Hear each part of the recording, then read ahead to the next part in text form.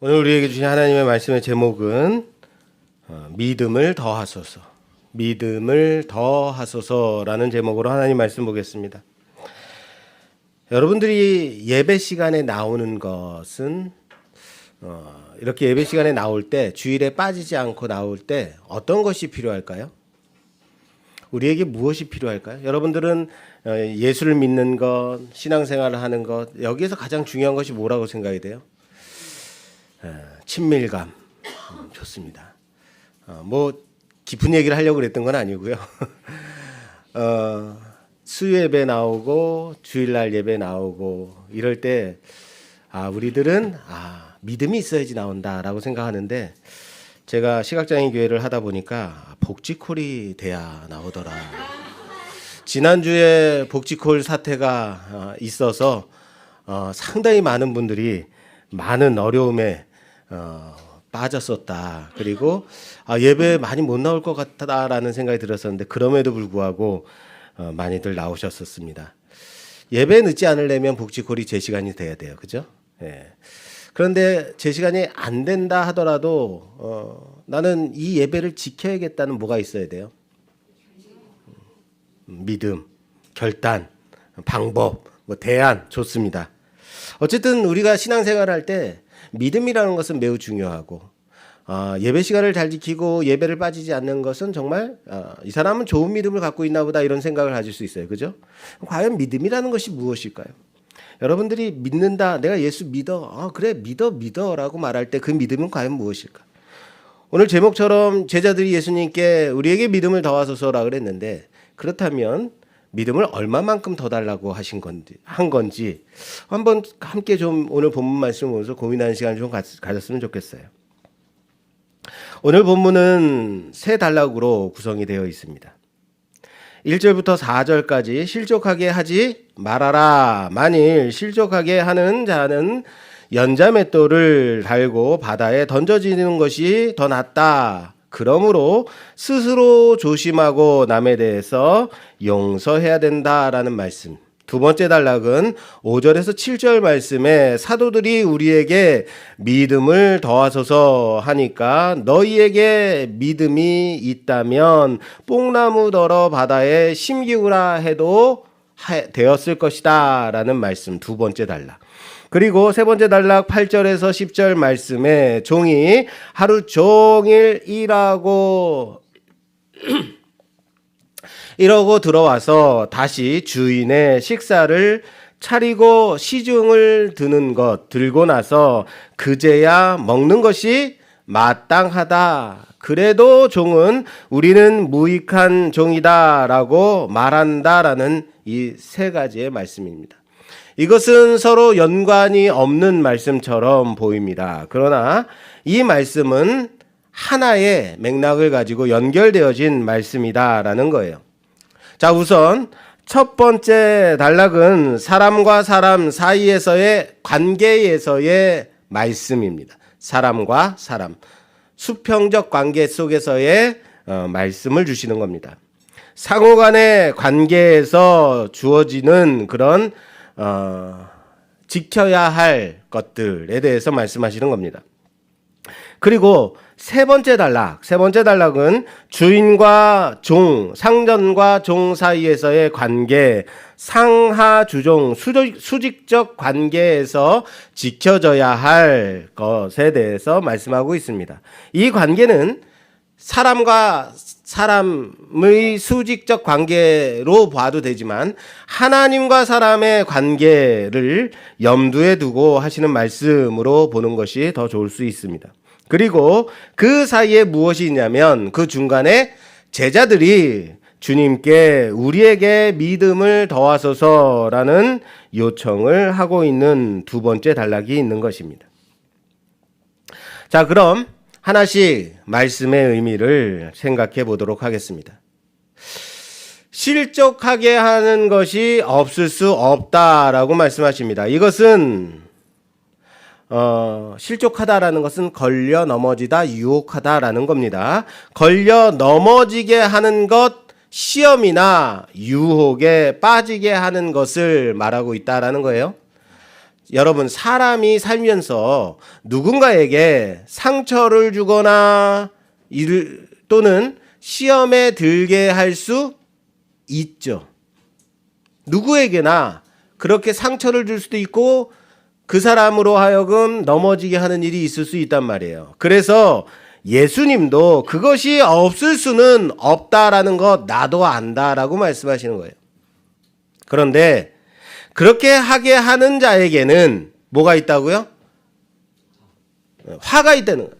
얼마나 큰 화가 되냐면 그 사람에게 그 화가 얼마나 크냐면 그가 이 작은 자 중에 하나를 실족하게 할진대 차라리 연자맷돌을 그 목에 매어 바다에 던져지는 것이 낫다라고 말씀하시고 있어요. 이 정도로 화가 어마어마한 거죠. 무시무시한 거죠.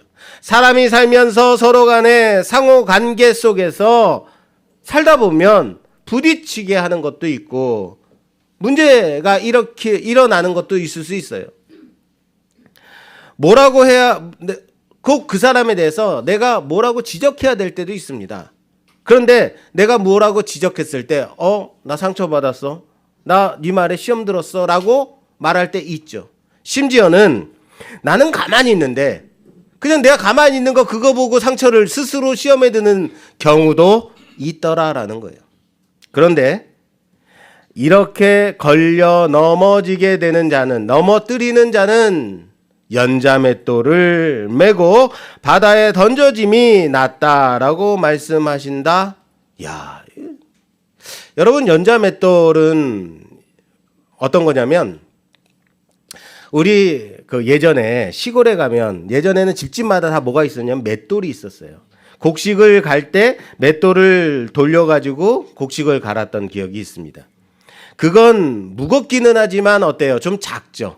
그래도 크기는 작았는데 여기 연자맷돌이라고 하는 것은 짐승으로 돌리는 그 지렛대를 거기다 꽂아서 짐승으로 하여금 돌리게끔 하는 어마어마하게 큰 맷돌인 거예요. 삼손이 눈이 뽑힌 후에 연자맷돌을 돌렸다 그러잖아요. 짐승이 돌리는 거예요. 보통 나귀 같은 힘센 짐승을 거기에 걸어서 돌리던 것이다 라고 합니다. 그러니까 그 크기와 무게가 어떻겠습니까? 얼마나 크고 무거울까요? 그런데 그걸 메고 바다에 던져지는 것이 그래도 그게 낫다라고 말씀하시는 거예요.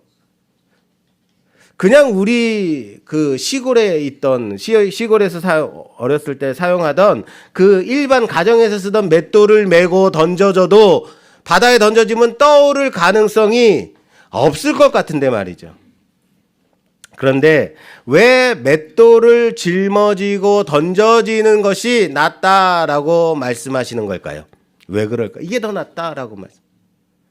왜 그럴까요? 맷돌을 짊어지고 바다에 던져졌다 하더라도 혹시라도 맷돌의 무게로 인해 가지고 바다에 가라앉을 때 혹시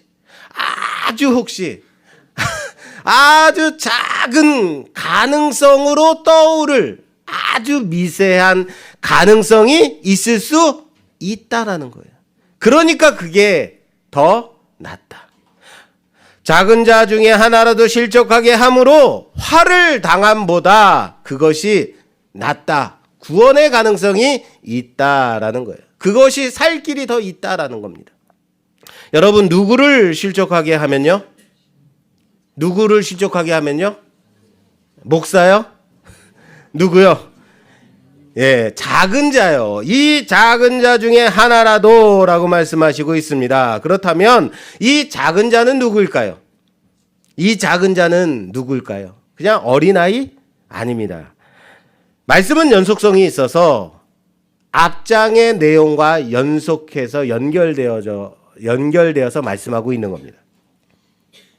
앞장에 어떤 내용이 있었습니까? 가난한 자, 몸 불편한 자, 장애가 있는 자, 그리고 세리와 죄인들이 나왔습니다. 이들을 가리키시면서 이 작은 자 중에 하나라도 라고 말씀하시는 겁니다.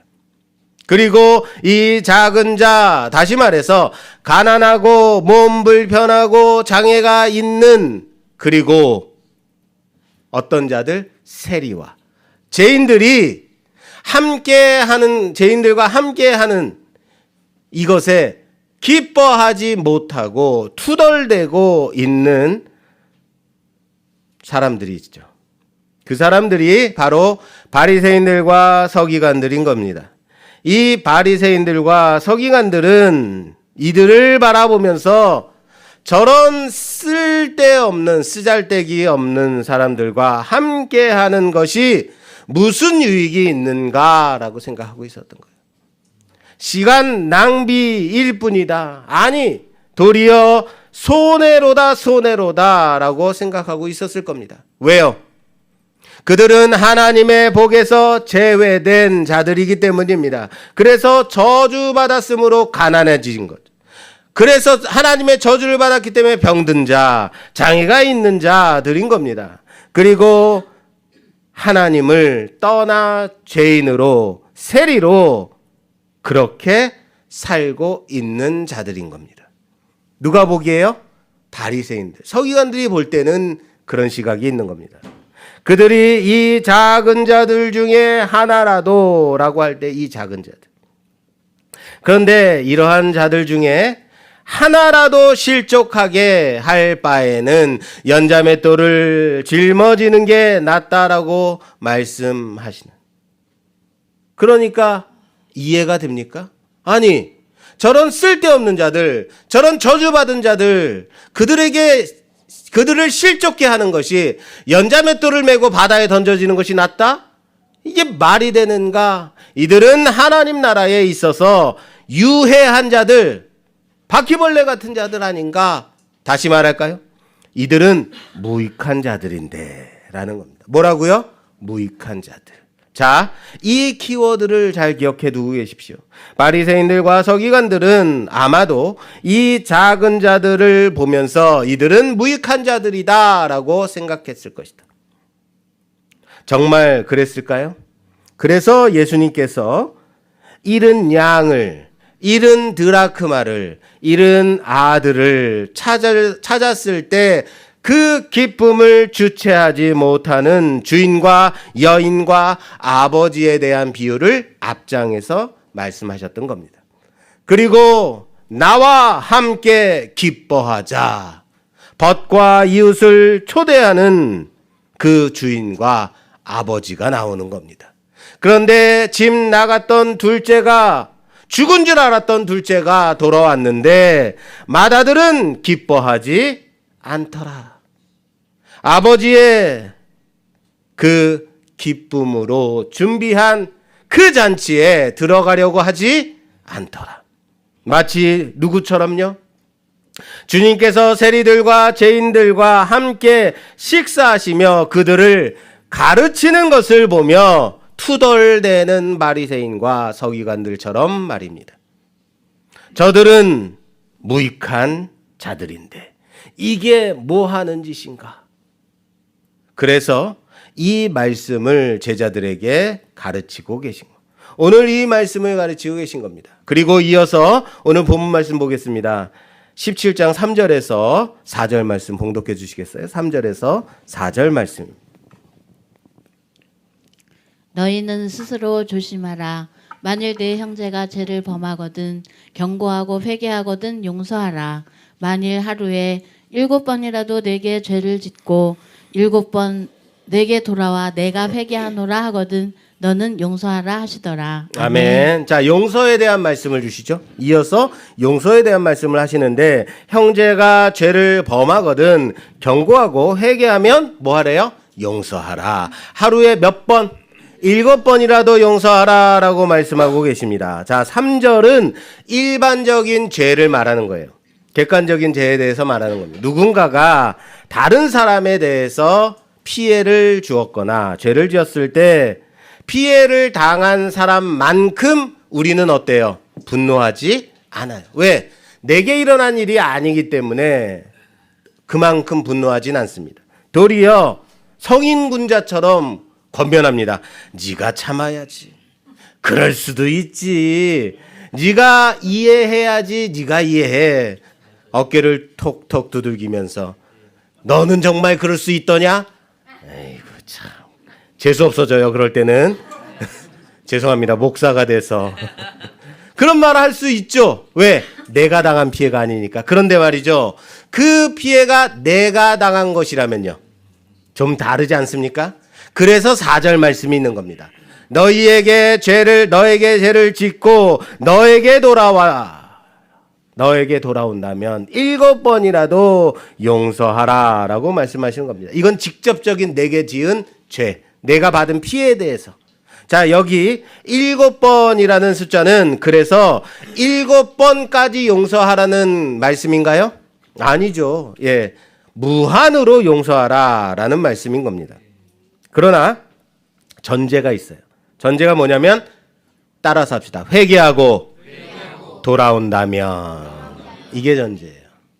회개라는 건 돌이킵니다 라고 했습니다. 그 피해를 손해를 다 보상하지 못한다 하더라도 죄의 자리에서 돌이켜 돌아오는 상태를 가리켜 회개라고 했습니다. 그러면 어떻게 회개했는지 알 수 있어요? 물론 우리는 그가 진짜로 진정으로 진심으로 진실로 회개했는지 알 수 없습니다. 그러나 그가 돌아와서 용서를 구한다면 우리는 용서를 해야 한다라는 말씀입니다. 집 나갔던 둘째가 돌아왔을 때 맏아들은 할 말이 있습니다. 아버지, 걔가 정신 차린 건지 안 차린 건지 어떻게 알아요? 아버지의 남은 재산을 다 털어먹으려고 돌아온 건지 어떻게 알아요? 이렇게 말할 수 있죠. 한번 그런 짓을 한 놈은요, 또 그럴 수밖에 없어요. 라고 말할 수 있죠. 그렇습니다. 그럴만해요. 그런데 그럼에도 불구하고 회개하고 다시 돌아왔다면 용서하라는 겁니다. 그랬더니 제자들이 아니 어떻게 사람이 살면서 남을 실족하지 않게 할 수 있는가? 그렇게 살 수 있는가? 그리고 그렇게 실족해 하는 자는 연자 맷돌을 짊어짐이 낫다라고 하시는가? 어떻게 그렇게까지 용서할 수 있는가? 이건 도저히 사람으로서 할 수 있는 것이 아니다. 이것은 도저히 할 수 있는 일이 아니다라고 생각하는 겁니다. 그래서 제자들이 말합니다. 주님, 우리에게 믿음을 더하소서. 우리에게 믿음을 더해달라고 주님께 말씀드리고 있는 겁니다. 자, 보십시오. 실족해서 넘어졌어요. 누군가를 보고 누군가에 의해서 내가 시험에 들었어요. 넘어졌어요. 그럼 걸리게 한 사람의 잘못인가요? 넘어진 사람의 잘못인가요? 제 말이 어려워요? 자, 내가 누군가에 의해서 그 사람이 나에게 뭐라고 해가지고 상처를 받았거나 넘어졌어요. 그러면 그 사람이 잘못이에요? 나의 잘못이에요? 정말 그렇게 생각하세요? 그 사람의 잘못이죠. 왜? 나한테 왜 그딴 식으로 얘기해? 기분 나빠. 예, 잘못한 거잖아요. 걸려 넘어지게 하는, 실족하게 한 사람의 잘못이 맞아요. 그래서 실족해 하지 말도록 하라라고 말씀하신 거예요. 그런데 똑같은 데서 또 걸려 넘어질 수 있죠. 그리고 또 걸려 넘어지고 또 걸려 넘어질 수 있죠. 언제나 항상 그 자리에서 넘어지는 사람이 있어요. 한두 번은 걸리게 한 사람의 문제일 수 있습니다. 그러나 같은 상황에서 같은 것에 의해서 넘어지고 또 넘어진다면 그건 재차 걸려 넘어진 사람의 문제죠. 그건 넘어진 사람의 문제인 거예요. 왜? 그 사람은 그 정도의 실력밖에 되지 않는 것이다. 이런 거죠. 사기를 당했어요. 그럼 사기친 사람이 나쁜 놈이죠. 사기꾼이 나쁜 놈이에요. 그런데 재차 사기를 당해요. 또 당해요. 또 당해요. 그러면 그건 물론 그렇게 사기친 사람들은 나쁜 놈들이에요. 그런데 같은 것에 사기 당하는 사람, 재차 사기를 당하는 사람이 뭐가 있는 거예요? 문제가 있는 거예요. 나한테 돈 빌려주면, 나한테 투자하면 얼마의 이자를, 얼마의 수익을 내가 내줄게 라고 하고 투자했는데 빌려줬는데 사기를 당했어요. 그럼 다음번에 그런 투자, 그런 말에 귀를 솔깃해하면 돼요, 안 돼요? 안 되죠. 아, 내가 저번에 그랬더니 사기를 당했다. 그러면 하지 않는 거예요. 그런데 그런 사람 또 그런 사기에 당하더라라는 거예요. 그 속에 무엇이 있기 때문에요? 사기 당하는 사람 꼭 또 당하고 또 당해요. 마음이 착해서요? 아니에요. 내 안에 뭐가 있어요? 탐심이 있는 거예요. 내가 여기다가 빌려주면 한 달에 얼마씩 돈을 받겠지. 그런 얄팍한 생각 때문에 자꾸 빌려주고 못 받고 사기당하고. 마찬가지로 회개한 사람이 와서 용서해 달라고 합니다. 그래서 용서했더니 또 가서 똑같은 죄를 지어요. 다시 돌아와서 아이고 내가 지난번에 잘못했는데 또 그랬네. 아이고 미안해 라고 용서를 구해요. 그럼 누구의 잘못이에요? 그러니까 똑같은 죄를 또 지으면 그 사람은 나쁜 사람이에요. 잘못한 거예요. 죄 지은 사람의 잘못이 맞습니다. 그럼에도 불구하고 예수님이 뭐라고 그래요? 너희에게는 단지 용서할 의무만이 있다. 따라서 합시다. 용서할 의무만이 있다 라고 말씀하시는 거예요. 할 말 있죠. 예수님 보세요. 내가 이렇게까지 쉽게 저 사람을 용서했더니, 이렇게까지 저 사람을 올 때마다 용서했더니 저렇게 사람 버리더라라는 거예요. 자꾸 용서하니까 똑같은 죄를 짓잖아요 라고 말할 수 있죠. 아니요. 그런 판단이 너에게는 없다라고 말씀하시는 겁니다. 그런 판단이 나에게는 있다 없다? 없습니다. 이해되세요? 실족해서 넘어지는 사람 문제 있습니다. 그런데 자꾸 죄 짓는 사람 문제 당연히 있습니다. 그러나 그 판단과 심판은 하나님이 하시는 겁니다. 나는 나의 자리에서 내가 해야 할 것에 의무만이 있을 뿐이다 라는 사실을 믿으시길 바랍니다. 하나님 죄는요, 하나님 죄 보세요 라고 할 필요 있다 없다? 없다라는 겁니다. 너나 잘해. 이 가르침에 대해서 제자들의 생각은 좀 다릅니다. 이것은 우리의 실력으로는 도저히 할 수 있는 것이 아니다. 그러므로 예수님 우리에게 믿음을 더하여 주옵소서라고 요청하고 있습니다. 두 번째 단락입니다. 그리고 예수님의 대답은 6절에 보니까 주께서 이르시되 너희에게 겨자씨 하나일 만한 믿음이 있다 하더라도 이 뽕나무더러 뿌리가 뽑혀 바다에 심기우라 하였을 것이요 그것이 너희에게 순종하였으리라. 뽕나무는 뿌리가 깊어서 뽑기가 어려운 나무라고 하더라고요. 그런데 그것을 심지어 어디에다 심겠다고요? 바다에다 심겠다는 거예요. 그리고 그것이 순종한다는 겁니다. 그것이 가능해진다라고 합니다. 무엇만 있다면 겨자씨 하나일 만한 믿음이 있으면. 이 믿음으로는 가능하다라고 말씀하고 있습니다. 그런데 어느 정도의 믿음이냐면 너희에게 겨자씨 하나일 만한 믿음. 겨자씨 하나일 믿음.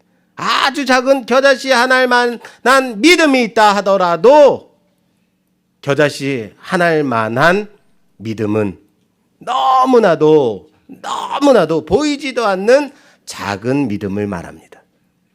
지금 예수님은 제자들에게 믿음이 있다는 겁니까? 없다는 말씀입니까?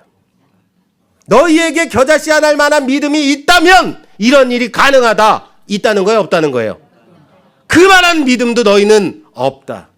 그것마저도 너희는 없다. 뭐예요? 믿음이 없다는 얘기예요. 그것마저도 없다. 제자들은 이러한 일을 감당하기 위해서는 큰 믿음이 필요하다라고 생각했습니다.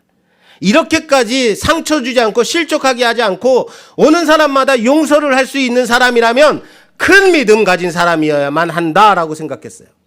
그러므로 우리의 믿음을 더해 주십시오. 더 증가시켜 주십시오. 믿음을 더하여 달라고 요청하고 있는 겁니다. 그러나 예수님은 그래? 과연 너희에게 믿음이라는 게 있긴 하더냐? 라는 말씀이에요. 겨자씨만한 믿음이라도 이러한 놀라운 일이 가능하다. 그런데 과연 큰 믿음이 있어야만 하겠느냐? 이 말씀인 거예요. 자, 믿음이 무엇이라고 생각하십니까? 여러분들은 과연 믿음이 무엇이라고? 내가 믿습니다로 믿음이라고 생각하면 안 됩니다. 그건요, 믿음이 아닙니다. 자기 확신, 자기 위안, 자기 자족에 불과할 뿐입니다. 제자들은 우리의 믿음을 더하여 달라라고 말씀 올립니다. 우리의 믿음, 내게서 내가 가지고 있는 믿음에 믿음을 더하여 달라라는 더 큰 믿음으로 내가 가지고 있는 작은 믿음을 뻥튀기 해가지고 크게 뻥튀기 해서 큰 믿음으로 증가시켜 달라라고 말하고 있는 거예요. 여러분, 볼링이라는 걸 치면요, 볼링공은 제 얼굴만 해요. 공이 매우 큽니다. 이 공을 레일에 굴려가지고 10개의 볼링핀이 서 있는데 그걸 땅 때려가지고 쓰러뜨린 것만큼 점수를 얻는 경기죠. 이 볼링공이 크기 때문에 저 멀리 있는 10개의 핀을 넘어뜨릴 수 있는 거예요. 무겁습니다. 그런데 내가 저 볼링공을 좁쌀로 넘어뜨려 버리라고 좁쌀 하나를 굴리면 그게 넘어질까요? 안 넘어질까요? 안 넘어져요. 좁쌀이 너무 작아서 그런가? 내가 한 줌을 던져버리라. 내가 한 대박을 가져다가 던져버리라 한다고 해서 그 볼링핀이 넘어질까요? 안 넘어져요. 아무리 한 자루를 던져도 자루채 던지면 되겠죠. 그런데 좁쌀로는 가능하다, 가능하지 않다? 않다라는 거예요. 나에게 있는 믿음, 나의 믿음은 헛된 것이다. 잠깐 있어 보이기는 하겠죠. 뜨거울 때는 와, 믿음이 있어라고 보일 수는 있겠죠. 열심히 찬양할 때 여러분들이 지금 예배드리는 이 예배 자리에 앉아 계신 여러분들 보면서 여러분들은 참 믿음 있는 것처럼 보입니다. 하지만 여러분 돌아갈 때 복지콜 안에서 어떻게 해요? 당장에 쌈박질 하잖아요. 안 그래요? 믿음이 있습니까? 목사가 무너질 때요, 정말 열심히 열정적으로 설교하고 딱 돌아섰는데 밑에서 바로 싸우고 있어. 와, 믿음이 있나요? 조금의 바람에도 흔들리고 조금의 물살에도 쓸려가 버릴 아무것도 아닌 믿음 아닌가요? 우리의 믿음을 더하소서? 아닙니다. 하나님이 주시는 그 믿음이어야 한다라는 사실을 믿으시길 바랍니다.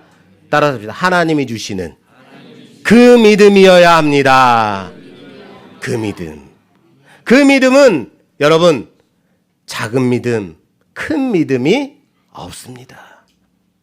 단지 예수님이 값없이 선물로 주시는, 하나님이 값없이 선물로 주시는 믿음이라는 사실을 아셔야 됩니다. 그러므로 겨자씨 하나일 만한 믿음이라도 그것이 순종한다라고 말씀하시는 겁니다. 할렐루야. 그러므로 너희에게서 난 믿음은 있다 없다? 여러분들에게 난 믿음은 있습니까 없습니까? 없습니다. 그겁니다. 없느니라. 그리고 이제 세 번째 단락으로 넘어가겠습니다. 수직적 관계에서 주시는 말씀입니다. 기독교적 사랑의 마음을 가지고 이 본문을 보게 되면 이 말씀은 좀 불편한 말씀이죠. 보세요. 자, 오늘 본문 말씀 7절에서 8절 말씀 봉독해 주시겠어요? 7, 8절. 너희 중 누구에게 밭을 갈거나 양을 치거나 하는 종이 있어 밭에서 돌아오면 그더러 곧 와 앉아서 먹으라 말할 자가 있느냐? 도리어 그더러 내 먹을 것을 준비하고 띠를 띠고 내가 먹고 마시는 동안에 수종 들고 너는 그 후에 먹고 마시라 하지 않겠느냐. 아멘. 자, 종이요. 하루 종일 밭을 갈고 양을 치고 그리고 돌아왔어요. 그런데 주인은 밭일 다 했느냐? 그럼 어서 속히 와서 내 먹을 상을 차려라. 그리고 내가 먹는 동안 너는 내 옆에서 시중 들어라 라고 말한다는 거예요. 그리고 다 먹고 난 후에야 이제 가서 먹어라 라고 말하는 게 당연하다라는 거예요. 이게 당연한 얘기래요. 기독교적 사랑의 마음을 가지고 예수님이 섬기는 것이 당연하다라 말씀하셨는데 지금 주인이 종에게 하는 행태를 보면 참을 수가 없는 그런 일 아닌가요? 여러분, 이런 못된 주인을 어떻게 해야 돼요? 이런 못된 주인은 최소한 노동법에 좀 고발을 하든지 그래야 되는 거 아니에요? 네. 그쵸? 네. 여러분 헬스키퍼 갔는데 거기서 뭘 잠깐이라도 쉬어 빨리 일해 10분을 쉬겠다고 말도 안 되는 소리 하고 있어. 30분이 뭐야? 1시간씩 일해야 될 거 아니야? 뭘 커피를 마시겠다고 이러면 어때요? 그쵸? 말도 안 되는 그런 곳은 가지 말아야 되죠. 최소한 일하고 돌아왔으면 아유 수고했어 라고 말 한마디 정도는 해야 되는 거 아니에요? 근데 감사하는 사람이 있겠느냐라고 말해요. 감사하는 주인이 있겠느냐? 하루 종일이라고 돌아왔는데 야 힘들 텐데 다른 종한테 내 식사 차리라고 할 테니까 너는 가서 좀 쉬어라 라고 말하는 게 정말 좋은 주인 아니에요? 근데 이것이 당연한 게 아니라는 거예요. 이래서 성경이 어려운 거예요. 이런 주인은 어떻게 해야 된다?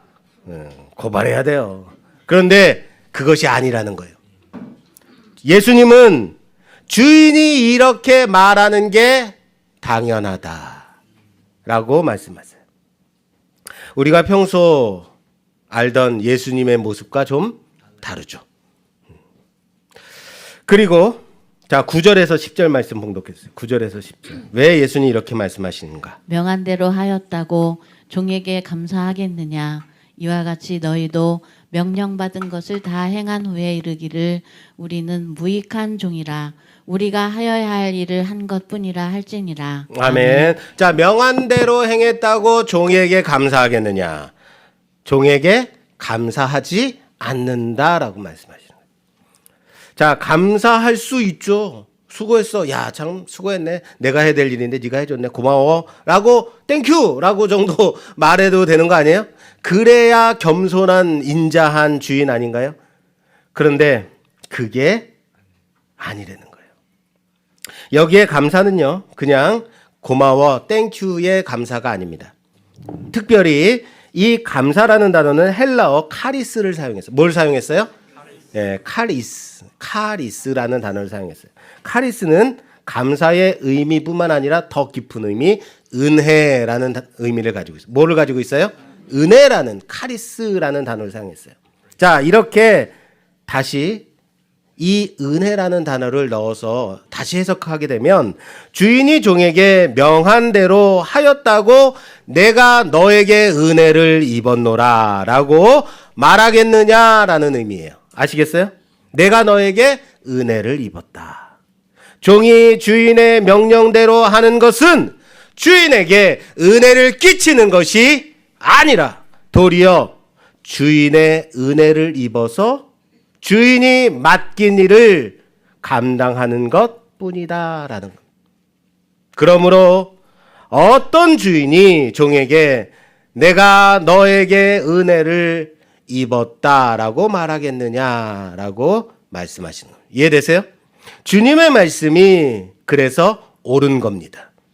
그리고 이어서 종 또한 너희도 명령받은 것을 다 행한 후에 이르기를 우리는 무익한 종이다.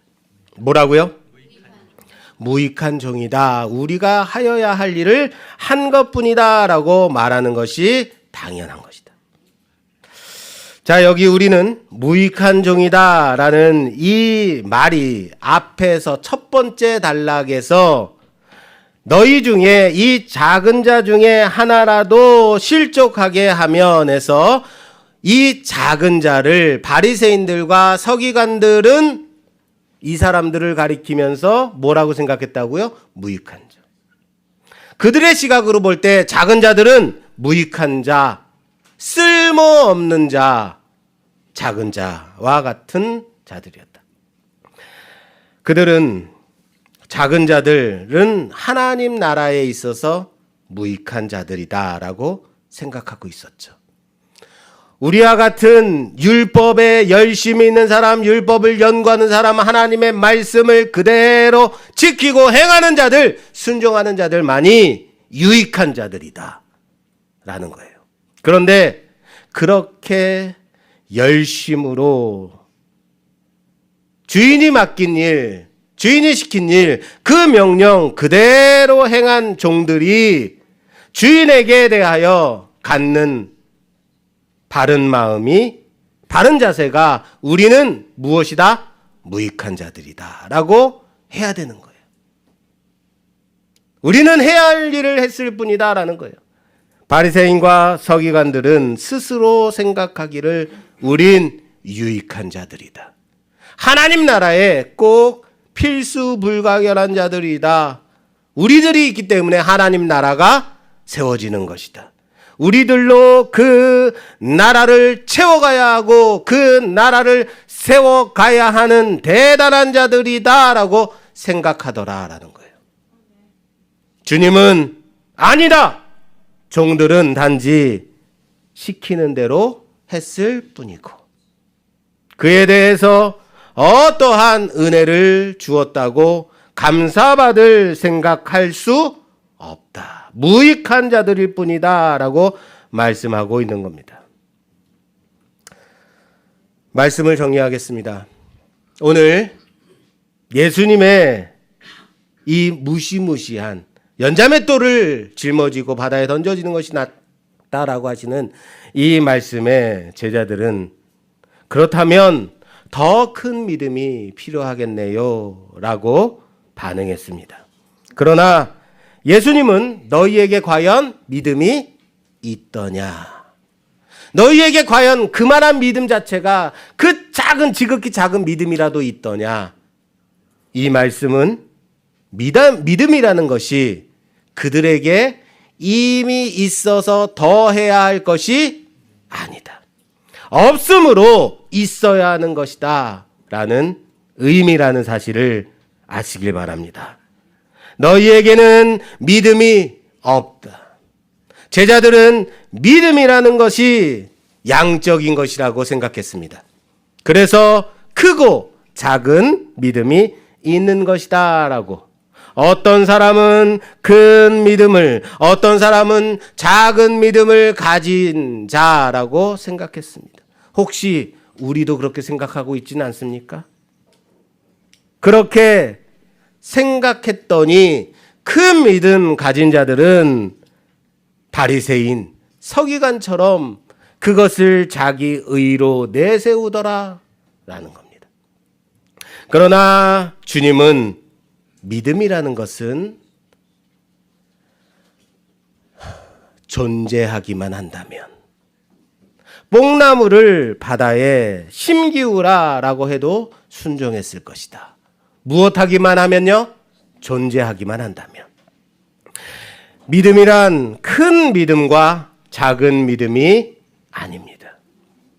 있느냐 없느냐의 문제라는 사실을 아시길 바랍니다. 우리 또한 보통 믿음에 대해서 그렇게 생각하고 있죠.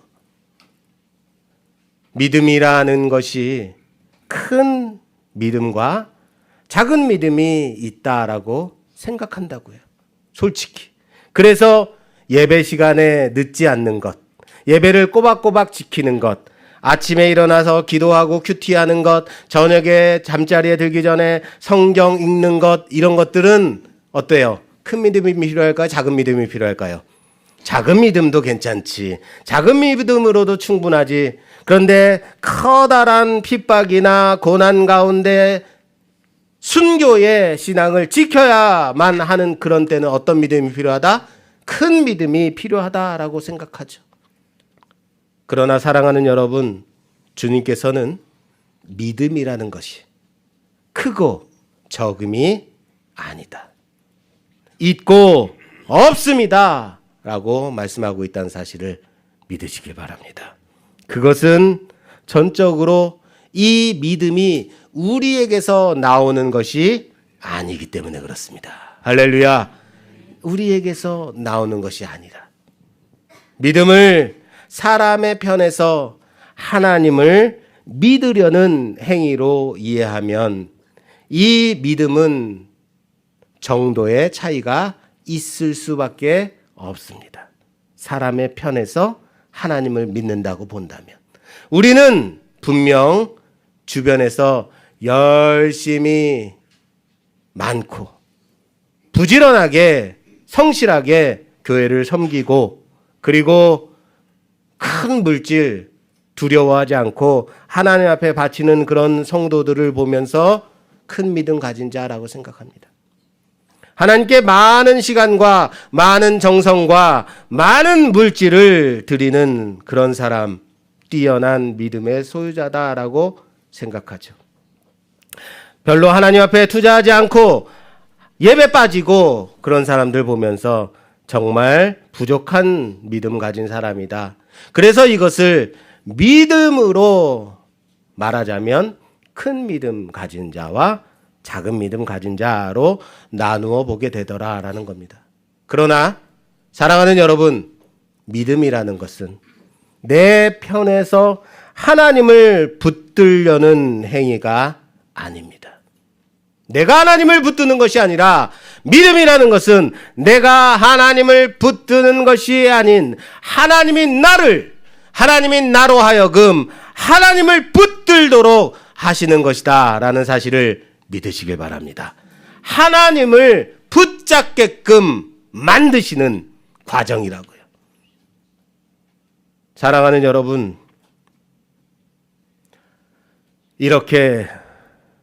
이런 시각으로 믿음을 볼 때 우리에게 큰 믿음, 작은 믿음으로 과연 차등해서 존재하고 있는 것이 아니라는 것을 알아야 됩니다.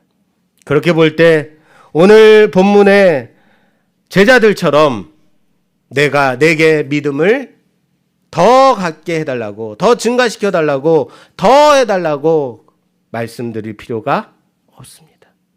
아니요, 우리에게는 믿음이 없습니다 라는 고백이 있어야 되는 겁니다. 그러므로 우리가 믿음을 갖는다는 것은 하나님께 칭찬을 받을 일이 아닙니다. 뭐라고요? 우리가 믿음이 있다는 것이 하나님께 칭찬받을 일이 아닌 겁니다. 내가 대단한 믿음의 삶을 살았다고 할지라도 그것으로 인해서 우리가 상 받을 만한 일은 아니라는 겁니다. 그것이 무익한 종이다. 우리의 해야 할 일을 했을 뿐이다 라고 고백하는 것이라는 사실을 아시길 바랍니다. 그게 우리는 우리의 해야 할 일을 했을 뿐입니다. 우리는 무익한 종입니다 라는 고백입니다. 그리고 그렇게 예배 자리를 지키는 것이, 그리고 그렇게 신앙으로 하루하루를 살아가는 것이고, 내가 살아가는 삶의 그 현장 속에서 큰 작은